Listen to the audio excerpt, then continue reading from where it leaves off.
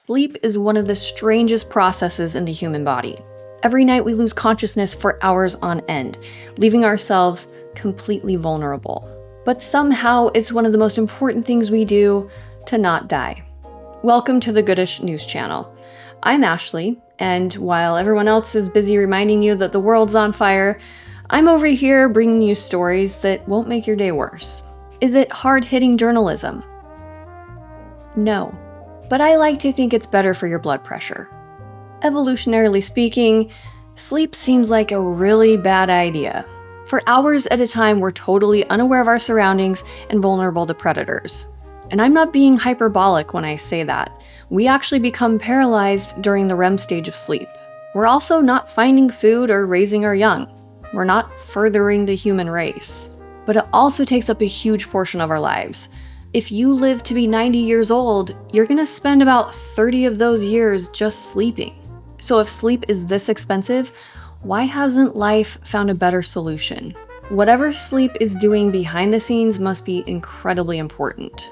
Now, the obvious assumption is that we sleep because we need rest. But resting and sleep aren't the same thing. You can rest without sleeping. Many animals rest for long stretches during the day, but they're still awake and alert. And we do it too. Think about after you've had a hard workout, which, good for you for working out. But you can feel exhausted afterwards. And once you take a break, after a while, you feel pretty good again. Maybe not 100%, but you've still regained a lot of your strength. If sleep were simply about shutting down, we'd expect the brain to go quiet. Instead, it kind of does the opposite. Regions like the amygdala and the hippocampus are much more active during the REM stage of sleep than they are when we're awake. So if it's not just about resting, what exactly is the brain doing all night? We don't fully know, but scientists are sure of some things. Sleep strengthens our memories. It appears that the brain replays important experiences or events, like that one time in 8th grade when you embarrassed yourself in front of the cutest boy in school. We're not getting over that one anytime soon, are we? So memory is a great explanation as for why we sleep. But then newborns sleep almost constantly, long before they've had time to have embarrassing experiences to play over and over again. The second thing we know is that during sleep, the brain activates its waste removal system. It's kind of like a dishwasher for your brain. This is called the glymphatic system, and it's when cerebral spinal fluid washes through the brain, clearing away any metabolic junk. So during sleep, our brain's performing maintenance. But there's also tissue repair, hormonal release, and even DNA repair. Those things are all more active while we're sleeping. Sleep isn't just maintenance for your brain, it's also maintenance for your entire body. It's well documented that our bodies heal faster while we're sleeping, and this is one reason why you sleep more when you're sick.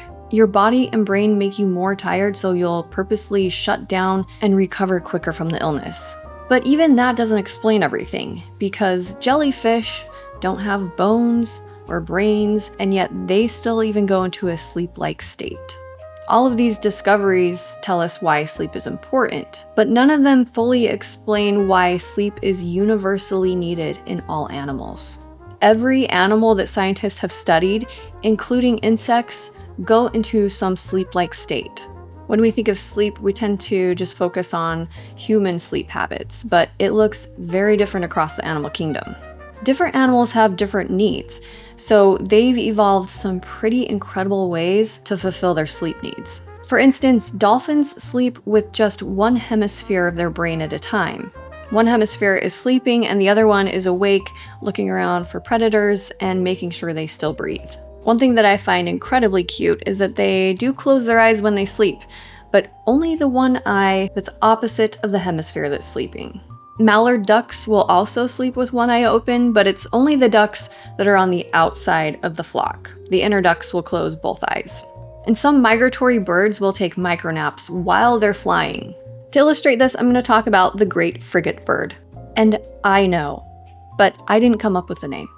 These birds can fly continuously for months at a time without ever landing. They survive by taking extremely short micronaps while they're gliding through the air. These typically last for only a couple of seconds. During migration, these micronaps add up to less than an hour of sleep per day.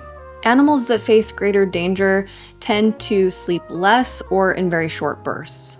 But species that face fewer risks can afford to sleep longer. For instance, lions can sleep up to 20 hours a day, while giraffes only get about 30 minutes. And they usually only sleep in bursts of about 1 to 5 minutes. But interestingly, giraffes that are in human care can sleep up to 6 hours a day. Look at this picture and tell me there's something more awkwardly adorable than a sleeping baby giraffe. Obviously, it can't be done. So different animals found different solutions, but none of them did it by eliminating sleep entirely. And that might be the biggest clue of all. Sleep is essential for memory, brain function, learning, immune function, metabolism. Sleep isn't doing just one job. It's performing many critical jobs all at the same time. At the beginning of this video, sleep kind of looked like a problem. But really, it's one of the most important reasons we're alive. So it may feel like you're losing a third of your life to sleep, but your body is using that third to make sure the other two aren't totally miserable. Biology wins again, dang it. If you're looking for more good news in your life, be sure to check out this video right here, and if you enjoyed this video, please give it a like and consider subscribing so we can ignore all the bad news together.